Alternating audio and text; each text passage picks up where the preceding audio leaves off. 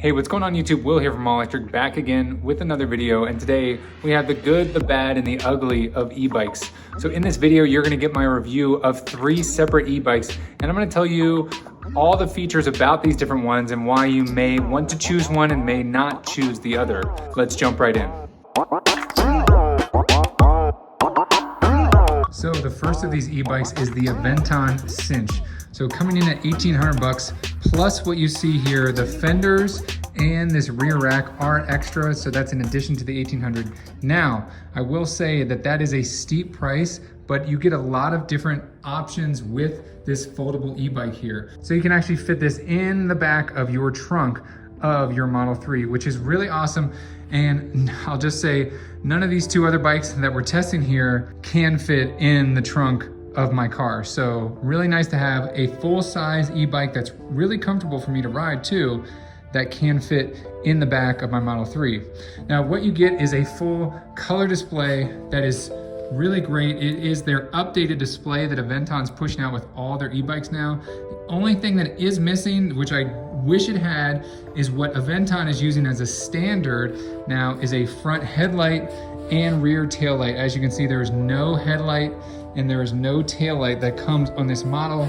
I did a video a while back of my Solterra. That's also from Aventon, that comes with a headlight and an integrated tail light in the frame here. So I would suspect that that is soon coming to the Sinch model from Aventon.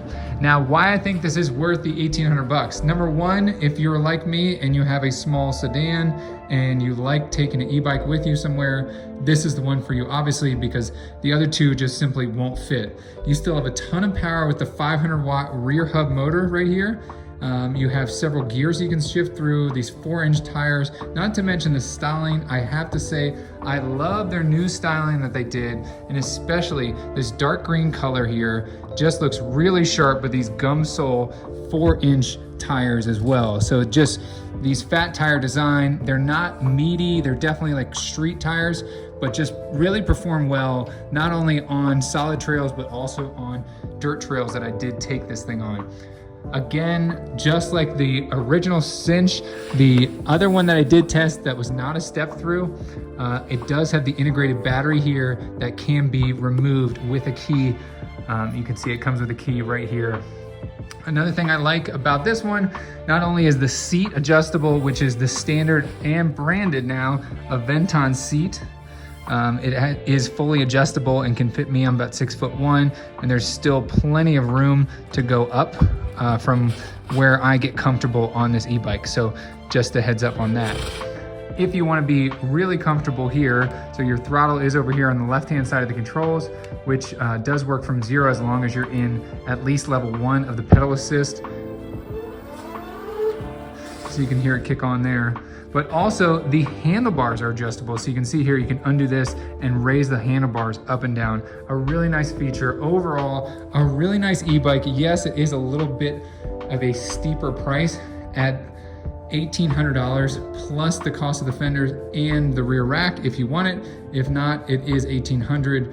But I do believe that you're getting a solid package from a really solid company with Aventon now proving themselves in the e-bike realm.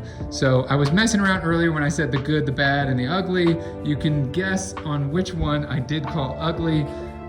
This Cruiser, it is really, when I pulled it out of the box, my wife literally said, "That's disgusting." So I don't know, I kind of like the blue. It's not for me necessarily, it's okay, but let me know what you guys think of this versus what I think is a little bit better styling with the Sinch down below in the comments. So with this e-bike here coming in at $2,400, so slightly more expensive than this smaller Aventon Sinch, this 2,400 dual suspension e-bike now. So you have a rear suspension and this massive dirt bike styling front fork suspension that you can actually inflate and deflate up here, similar to like a traditional, style dirt bike, front fork, which is really impressive until I rode it. So they put a 750 watt B-Fang motor down here, and I really think they should have put more. This thing is heavy. So it's got some plastic front fenders, plastic rear fenders. You can see this rear rack. Here's a box that came with it. This is like a toolkit and some other stuff that you do get with it. Here's the charger and some toolkits and assembly instructions that came with it. But holy cow, this thing is so heavy. When you start adding all these parts, you start adding this big battery, which the range on this thing is pretty impressive considering its size and considering the 750 watt motor is pulling more juice out of the battery. I will say that I really wish that they put a more powerful motor back here because it just seems really lackluster.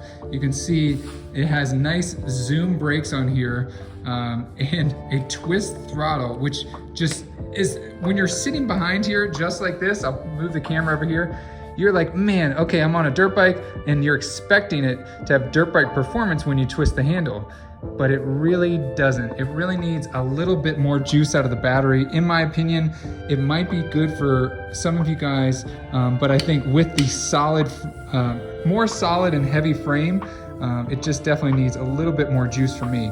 Over here on the left hand, you have the headlight and you have a horn. So I love that rider safety features that are integrated. You can see here the LED headlight.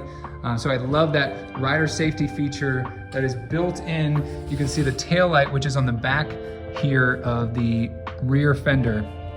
You also have some gears as well to make it more comfortable when you ride. So again, we have another bike, 4-inch tires, makes it a little bit smoother to ride. They definitely went above and beyond in terms of this front fork suspension and some of the styling. Like the blue rims are a bit much for me. I think it would have been okay if it didn't have blue rims. Yeah, I much prefer the styling of the Sinch over this one here.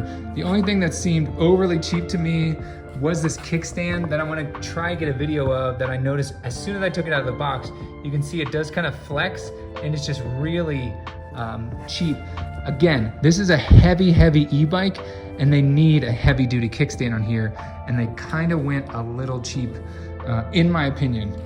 Solid e-bike, if you're looking for something where, okay, 90% of what you do is going to be on the dirt, then this is the one for you over, let's say, the Sinch. If you're going to be primarily on, dirt, gravel trails, I think you're going to be really comfortable on this, especially with the dual suspension. If you're riding on the road or something like that, this is not the one for you. This is definitely primarily focused at those people who are going to use this e-bike on dirt or gravel trails for the most part. Now let's get to, I guess, the good, the bad, the ugly, or the ugly, and this would fall into the bad, but really it's not that bad. So this price here is on Amazon. I'm gonna flash the price up here on the screen.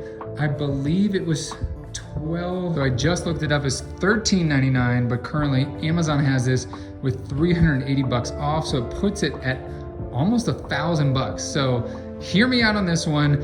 Definitely using some cheap parts here, definitely using some cheaper tires, some cheaper brakes, although these are also zoom brakes. They're not, the more fancy brakes that you saw on this one over here. But hear me out on this. So much like the Aventon Sinch, you'd get a 500 watt motor in the rear, which this bike is a little bit smaller. It still fits me. I'm about 6'1", still fits me, but a little bit smaller. But with a 500 watt motor, you feel like it has way more power. Again, like I was talking about with this massive e-bike, you can kind of get a glimpse of the two and their sizes. Like I was talking about with this one, this 750 watt motor is not enough because this huge frame, the extra shock, these huge tires. But when you put a 500 watt motor on a much smaller bike, it has plenty of power. So you do have some gears. You have 3 in the front, and I believe 8 in the rear or 7 in the rear, which is plenty for a mountain bike to shift through. I do like also, again, we have a lot of focus on rider safety with a front headlight as well that's easily adjustable. And this kickstand, which is hilarious to me, is more heavy duty than the one on this Cyrusher. I don't think I'm saying that right, XF900. This flimsy kickstand could really be sufficient on this Wallke F1, but really, I think overall, I mean, the handlebars to me felt really cheap when I was testing this. The brakes were, you know, on the cheaper side. The screen again, like, and also like the seat, it just all felt, I'm trying to think of a different word other than cheap, but that's what comes to mind. I mean, really, you know, it's a decent e-bike. When you think about all three of these, what you're getting for $1,000 versus what you're getting for, you know, $899, so like $900 more, isn't that much over. So a 500 watt motor here, but for $900 less, you still get a 500 watt motor. Now, if you have a bike rack that you can just easily put this on, great, that'll work good.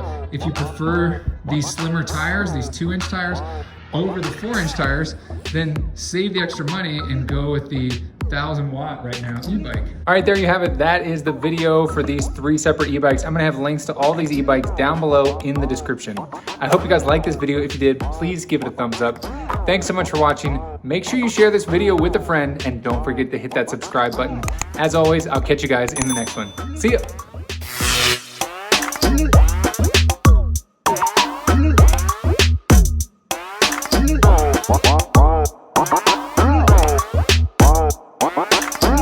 What?